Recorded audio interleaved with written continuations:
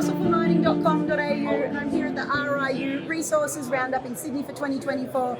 Standing next to me is the soon-to-be appointed CEO of Lion Selection Group, Hedley Widdup. Hedley, how are you, mate? I'm good, Shay. It's nice to see you. Thank you for talking to me. One of my favourite people to talk to at conferences. Thank you. He was not saying nice things off camera, everybody. They were not flattering, don't worry. Now, did I get your soon-to-be title right? Yes. I think it'll be end of the financial year, end of June. I'll be appointed as CEO. Don't think too much will change in terms of what I do, but we've been able to strip a whole layer of unnecessary corporate arrangement out of the business just by internalising people that have previously been employed in an external company to manage it. So we're all employees now, and I go in as CEO, so I'm very excited. Congratulations. Couldn't happen to a nicer person, in spite of this nice person insulting me off camera. All right, now let's talk about one of my favourite people to talk markets about and cross that with pressure. You know seeing pressure? Yeah. Oh, yeah. Let's talk markets. What gold's hot, equities aren't. I completely ripped your phrase from you. Tell me, why is there this disconnect at the moment? Well, it's one of the most interesting things in the market at the moment.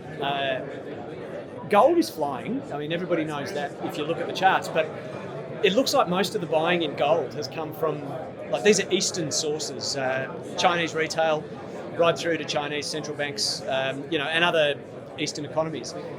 The fascinating thing, as a contra to that, is that Western markets, and led by the traditional buyers of gold, which have been a real bellwether for the past 10 years, ETFs have been selling, yet the gold price has been going up. It's the first time that's ever happened in the history of gold ETFs. Yeah. So, what gives? I think perhaps you buy the sentiment that Eastern investors are selling the US dollars in order to buy gold, and I understand that. I think it makes a bit of sense, but it's a difficult one to read because, if you're looking for traditional data sources to track it, it's difficult. But that's the prevailing view. I think it makes sense.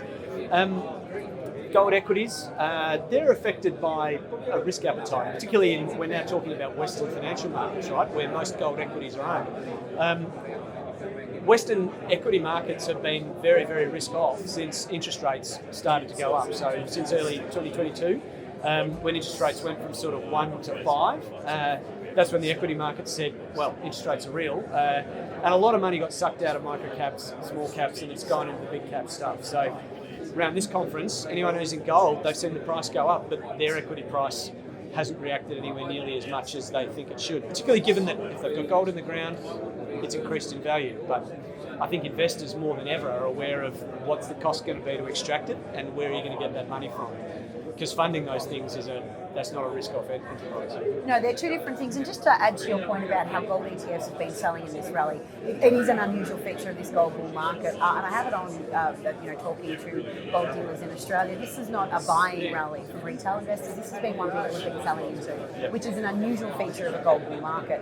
So, the disconnect doesn't just exist with equity companies. It also exists with people buying as well. Well, I think that's interesting because it just shows you there's a dichotomy. If Eastern investors are buying gold because they don't believe in US dollars anymore, or they're probably looking at the US economy and saying, well, it's either going to be Weekend at Bernie's or National Lampoon's Vacation. Why do we want US dollars? If that's their theory, clearly Western financial markets are not buying them because they're selling into this when that side of the fence is buying. We've never seen that before. I mean, we've seen the gold industry having to buy ounces to de-hedge. We've seen rampant retail interest. None of that is present now. So we're talking about a class of buyer which behave in very different ways, think in different ways, and are supporting an investing notion which our financial market hasn't embraced. So I think there's an interesting breaking point to watch for there, and I don't know when it's going to be, but it's a bigger theme than a lot of other things that you see in the market. So you lightly touched on struggling to raise capital for smaller equities struggling to raise capital.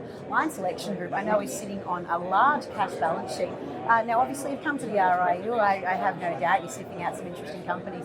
Tell me, what is it going to take for a company to entice Lion Selection Group to invest in them? Because you want to invest in great companies. You've made that very clear in past interviews with me. What's it going to take? Because you're very selective. We've invested in 7 new opportunities since we took a lot of money out of Indonesia. So we sold 2 investments, that cashed us up, and that's provided the balance that we're investing now. We're delighted with those investments. So, that's set a benchmark for the other things.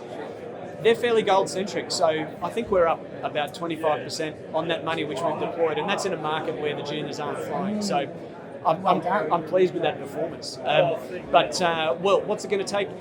We're looking to diversify across commodities, so we'd love to have more exposures that are kind of, call it new world economy oriented. But at the end of the day, we're motivated by projects that we can see manageable risks, we can see funding solutions that make sense, and we can see teams of people that we believe in. They're not just capable, but they're also credible. So that's the handful, but there's a recipe somewhere within those criteria. See, that's why Hedley's my favourite person to talk to. Hedley, it was an absolute pleasure speaking to you. I hope you enjoyed it. I'm sure you're going to cut that bit out. Thank you. It's been lovely to talk to you, Trish.